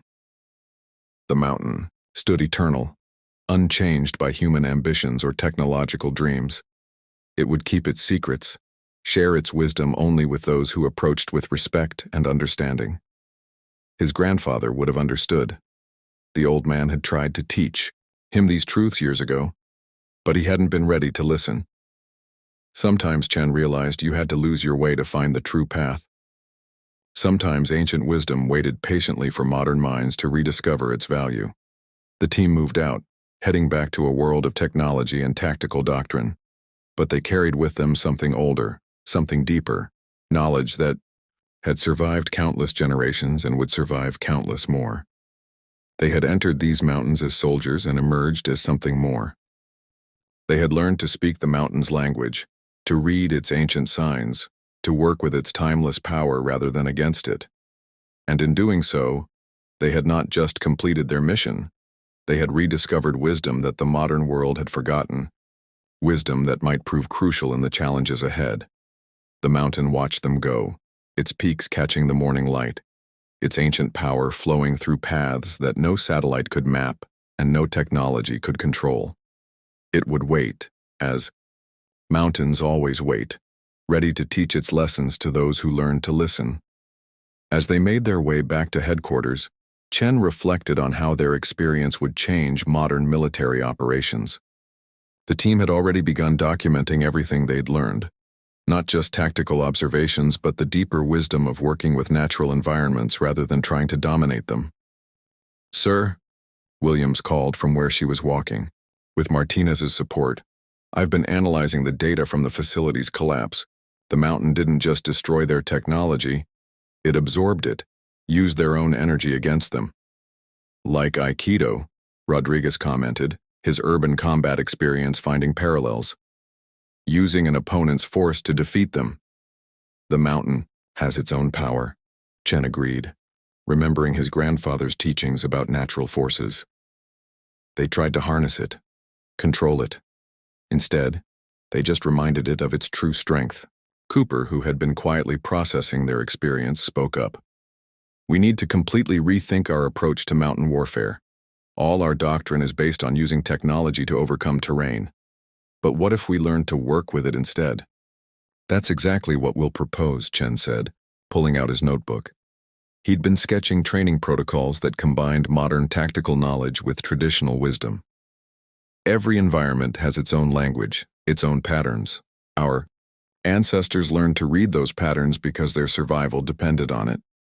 Harrison, who had been walking with them, showed unexpected interest. How would you structure this training, Chen? We can't exactly tell operators to forget their modern skills. We don't, Chen explained. We layer the knowledge. Modern technology and tactics remain the foundation, but we add traditional wisdom as another tool, one that doesn't fail when electronics go dark. Williams nodded enthusiastically. Like how ancient Pacific navigators could find tiny islands in vast oceans without any modern equipment. Those skills don't become less valuable just because we have GPS. They become more valuable because they work when GPS fails. Exactly, Chen agreed. Every environment has its experts, mountain guides, desert nomads, jungle tribes, people who carry generations of knowledge about how to read and work with their terrain. We need to learn from them before that wisdom is lost. Martinez, who had been quietly observing, added his medical perspective. It's like how modern medicine is rediscovering the value of traditional healing practices. Some of those mountain herbs we used, they're being studied now for compounds that could revolutionize certain treatments. The old knowledge never stopped being true, Chen said, touching his grandfather's compass. We just stopped listening to it because technology made things easier. But easier isn't always better, especially when the technology fails. Harrison considered this, his military pragmatism wrestling with concepts that went beyond standard doctrine. The brass won't be easy to convince. Traditional knowledge, ancient wisdom, it's not exactly standard military terminology. Then, we show them results, Chen replied. We document everything, how traditional navigation worked when GPS failed, how reading natural signs helped us avoid enemy patrols, how understanding the mountain's patterns led us to paths that no satellite could detect. And most importantly, Williams added, how working with natural forces proved more effective than trying to control them. The enemy's entire weapons program failed because they didn't understand this fundamental truth. The team continued their descent, each member contributing ideas for how to integrate their newfound wisdom into modern military training. Cooper suggested wilderness survival courses taught by local experts. Rodriguez saw applications for urban operations where understanding a city's natural flows could prove as valuable as any tactical doctrine. It's not just about survival skills, Chen explained to Harrison. It's about understanding that every environment has its own intelligence, its own patterns. When we work with those patterns instead of against them, we become more effective operators. And when technology fails, Harrison asked, though his tone suggested he already understood the answer. Then we fall back on knowledge that survived for thousands of years, Chen replied. Knowledge that doesn't need batteries or satellites or complex support systems. Knowledge that's written into the land itself, waiting for those who learn to read it. As they approached the extraction point, Chen took one last look at the mountains behind them. The peaks stood eternal, unchanged by human ambitions or technological dreams. They would keep their secrets, share their wisdom only with those who approached with respect and understanding. His grandfather would have appreciated the irony. The old man had spent years trying to teach him traditional navigation, to help him understand that the most sophisticated technology was worthless if you didn't understand the fundamental patterns of the natural world. It had taken losing all, their modern equipment being stripped down to the most basic level of survival, for that lesson to finally sink in. Sir, Williams called, drawing his attention back to the present. About the training program. I think we need to start with the basics, teaching operators how to read terrain without relying on satellite imagery, how to understand weather patterns without meteorological data, how to move through complex environments using natural signs instead of GPS waypoints. Chen nodded, already, outlining the curriculum in his mind. We start with observation, teaching them to see what's actually there, not just what their technology tells them is there. The mountain taught us that lesson. There are paths and patterns that no satellite can detect, but they're clear as day if you know how to look. Harrison, who had been listening intently, made his decision. Write it up, Chen. Full proposal, detailed curriculum, everything you've learned. But remember, It needs to be practical. Show how this traditional knowledge enhances our modern capabilities, doesn't replace them. Understanding is always practical, sir, Chen replied, quoting his grandfather one last time. The mountains taught us that sometimes the oldest ways are the most effective, especially when modern methods fail.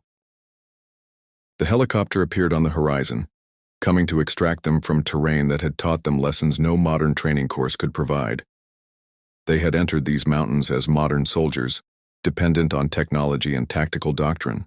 They emerged as something more, warriors who had learned to blend ancient wisdom with contemporary skills, who understood that true strength comes from working with natural forces rather than against them. Up next, we have 2 more incredible stories that are waiting for you. Just click the image you want to watch and it will take you there. If you enjoyed this video, make sure to subscribe. It would mean a lot.